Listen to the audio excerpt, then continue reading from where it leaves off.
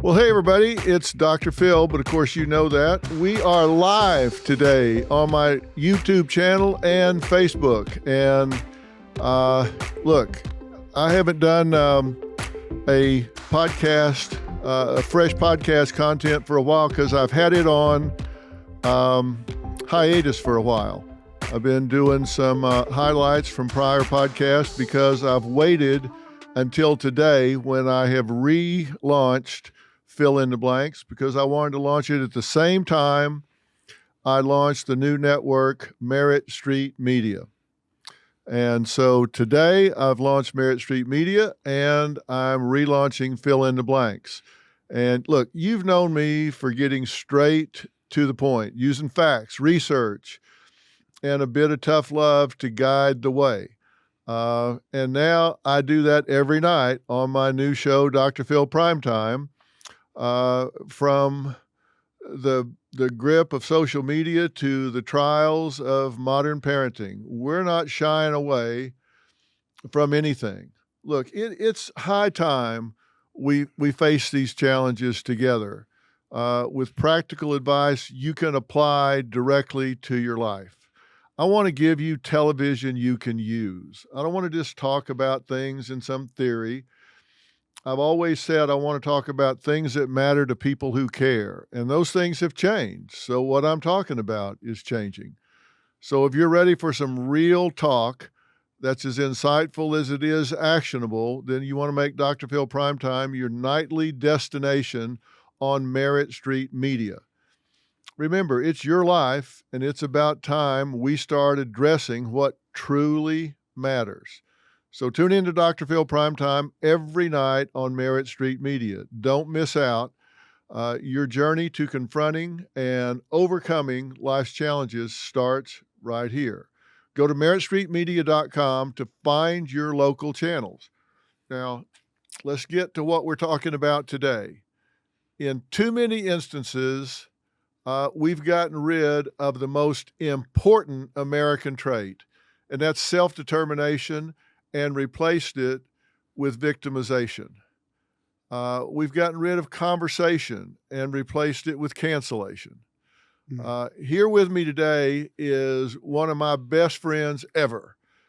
This is a great man. And when I say that he is a true friend, we talk about things between us that we don't talk about with anybody else.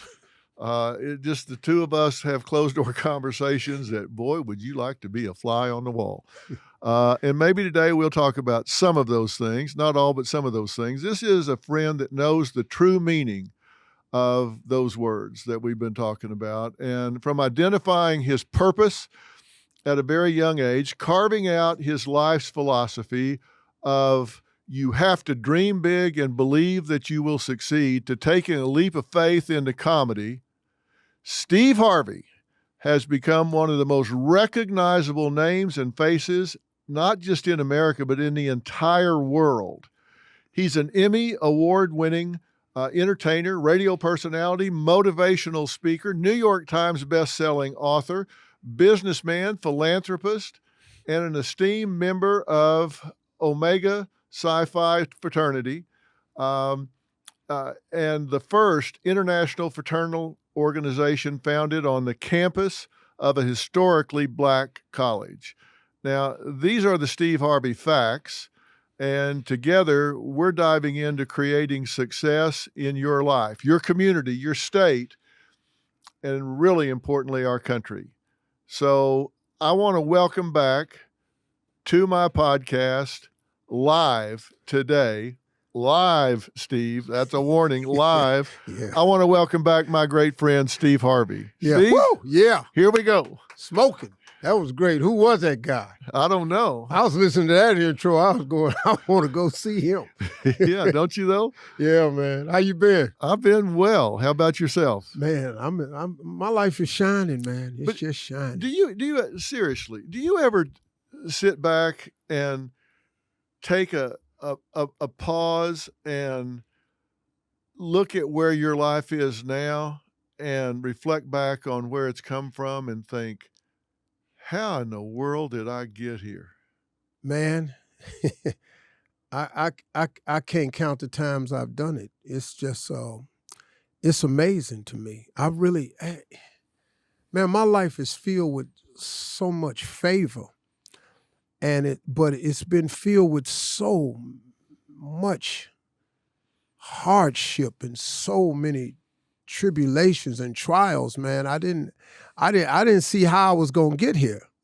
And then when I look around, when I take a moment, like you say, to pause and look at where I am, I'm amazed by it all. You know, I got some steps to my front door at my house. And when I pull up at night and I pull my car in front of them steps, it's 33 steps up to my front door. It's 11 steps, then it's a platform, 11 more platform landing, and then 11 more, and there's a door. And I call them my thank you, Jesus steps. Because when I'm going up them steps, man, I thank him the whole time I'm walking up the steps. Now, keep in mind now, this is the end of the night. I'm beat. I done a full radio show that day. I done a full day of Family Feud, and you're on your feet all day, and I'm walking up them steps, and I call them the thank you, Jesus steps. And I say it every time because the house I live in, I actually profess that house. I got halfway up those steps and turned around and looked back at the fountain, and I said, man, one day, I'm going to get a fountain like that in front. Because I was visiting a buddy of mine at that house. Really? Yeah. And I stopped and I turned around. He said, man, stop acting crazy. Come on. I said, man, you got to be kidding me, man. And that's the house I live in today. But you used to visit that house. I used to visit that house. I saw the house when it was being built. I was a part of it. And I saw that house when it was being built. And I told my wife, I said one day, and she told me, she said, Steve, not this house. We can't do this. We're going to downsize when the kids move. Well, I ain't never believed in downsizing. I don't know what downsizing is for, because I don't know how you get God to give you more and then you give it back. I ain't never been into that. Like, I don't do cutbacks. That just ain't my thing. I had a guy on my show, Clark Howard, and this ain't nothing negative, but he's just on the show, just kept telling everybody how to cut back. You know, cut your cable off, save money. Instead of driving your car to work, carpool. And I sat there for about a month.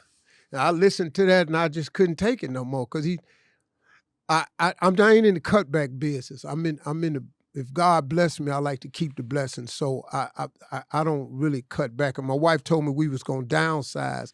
And that was the first major argument we ever had because I'm not in the downsizing business. Yeah, that doesn't seem like your personality. I don't see why, Philly. I really don't see why I would. What's the crummiest place you've ever lived? I mean, you think back to can you think of the crummiest place you ever lived?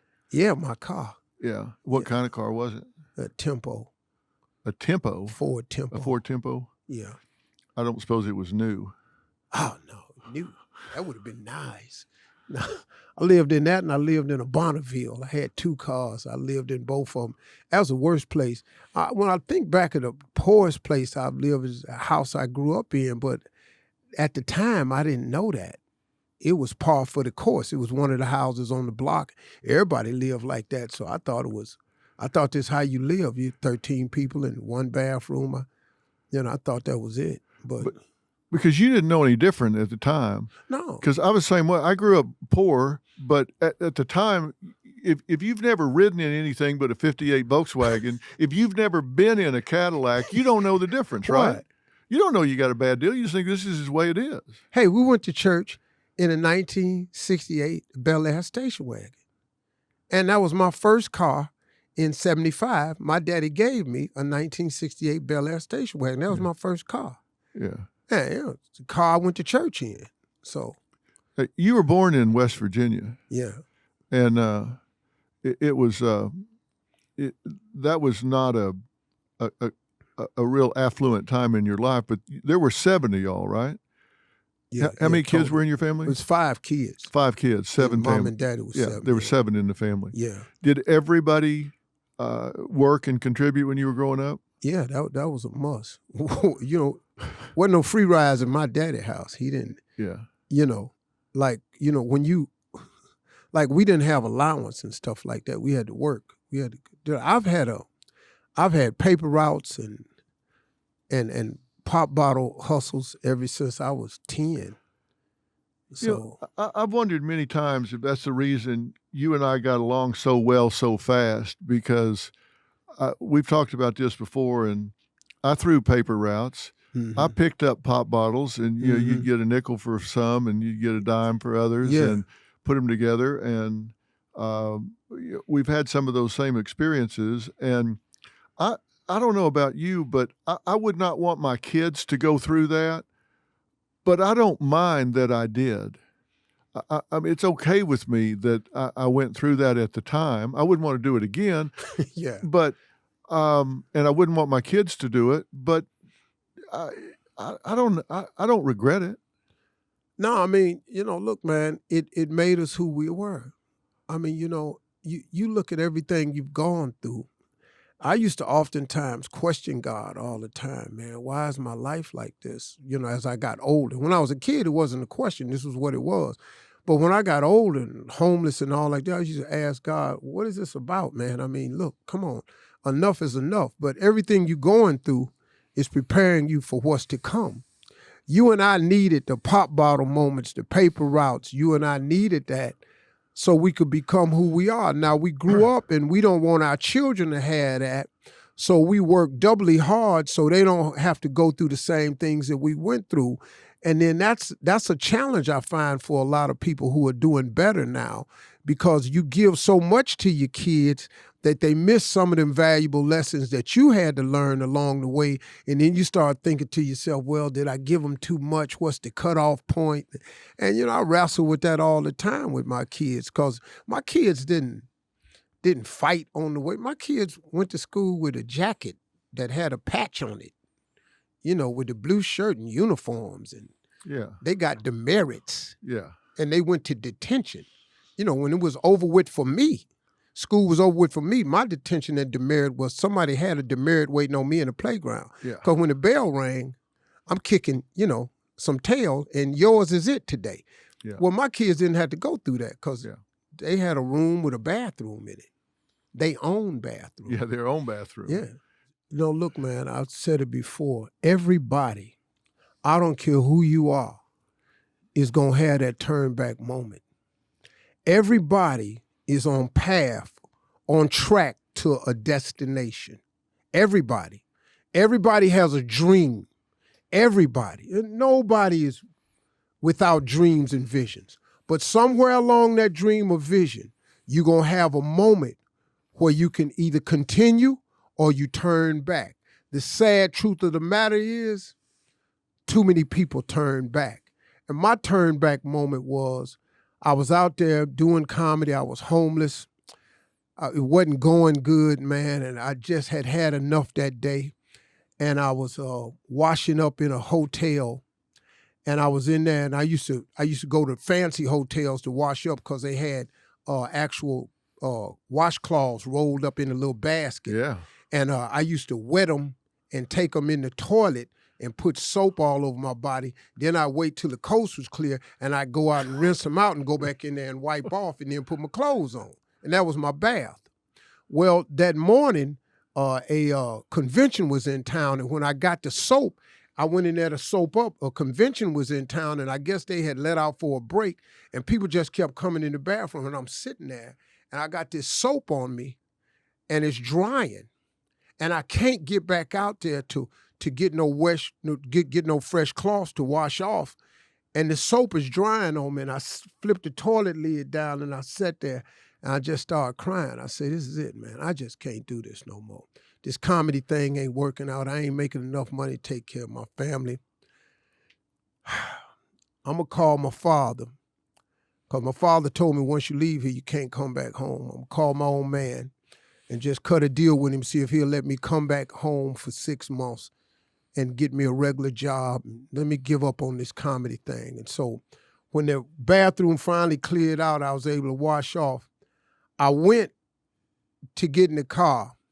And before I called my daddy, I had an answering machine up in the attic at my mother and father's house. They let me plug up.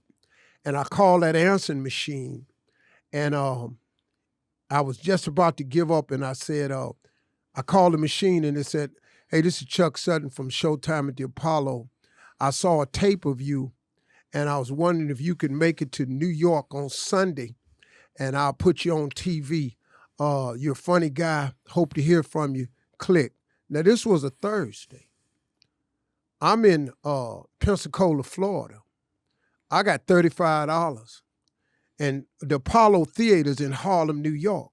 I got no way I'm going to make this gig. I'm going to be able to get there. And all of this time, man, I've been wanting to be on TV since I was a kid. Here's this TV moment, and I can't even get there. And, man, I was devastated. I said, God, look, this got to be a sign from God, sure enough to give up now, because I get the one crack to be on TV, and I can't even get there. So I sat down in the car, man, and tears is just coming down my face, man. I'm just sitting here going, I said, man, let me go and call my father. And I went back and I said, man, let me call and make sure he didn't say this Sunday. And I called back, hey, this is Chuck Sutton from Showtime at the Apollo, man. I saw your tape. You're a really funny guy. I got an opening on Showtime at the Apollo Sunday night. If you can make it, please give me a call. Man, you're a funny guy. Click.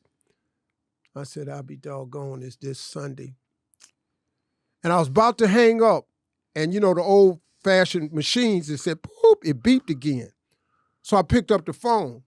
He said, hey, Steve Harvey, this is Tom Sobel from the Comedy Caravan. I don't know where you are, but I got a gig in Jacksonville, Florida that pays $150. If you can get there, the gig is Friday night. I'll pay you $150.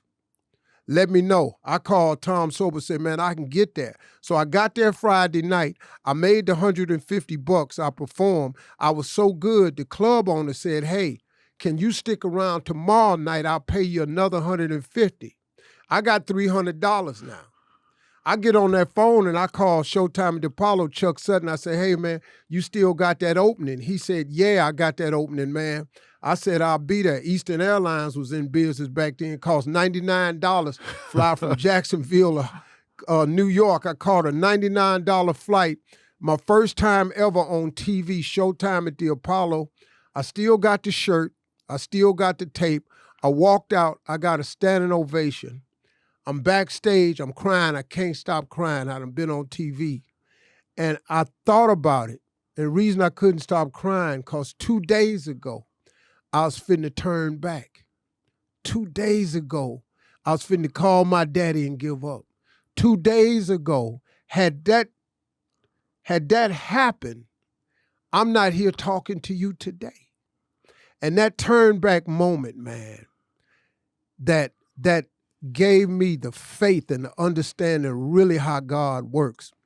See, if you quit, it'll never happen for you. But if you're hanging there, you don't know when God gonna flip the switch. And he flipped the switch right, because he saw me finna call. He knew I was serious. He said, this dude finna give up. Let me rescue him. But he had orchestrated the whole thing. And I didn't turn back. And that moment changed my life. Because when I got on TV, on Showtime at the Apollo, that was the beginning of everything. Man, I've been on TV ever since. Yeah, that's a gummy. So I can eat one of these? Yeah, you can eat one. Is it going to taste good? Oh, yeah. Let's hope so. And your brain, it will focus you. Like, you know how sometimes I can go off? Well, it focused me, Dr. Phil. Mm. How you can go off? You know, on tangents. Oh, yeah. Okay. Yeah, I know. She can go off sometimes. Yeah. But she's really smart. I got to give her that. Right here, like I just chewed that one just now, and I'm like 30% smarter. Right Really? now. Yeah. How many do these you eat at a time? I try to eat about 13. You know? I'm a low number. Well, I just had 2, and I feel like I could just tear up a Rubik's Cube. No, that really is, it does taste good. It does, man. All right. Thank you, brother. Well, Robin talked to me about this already. She digs into this, and it's serious. Elevate You. It's in Walmart right now.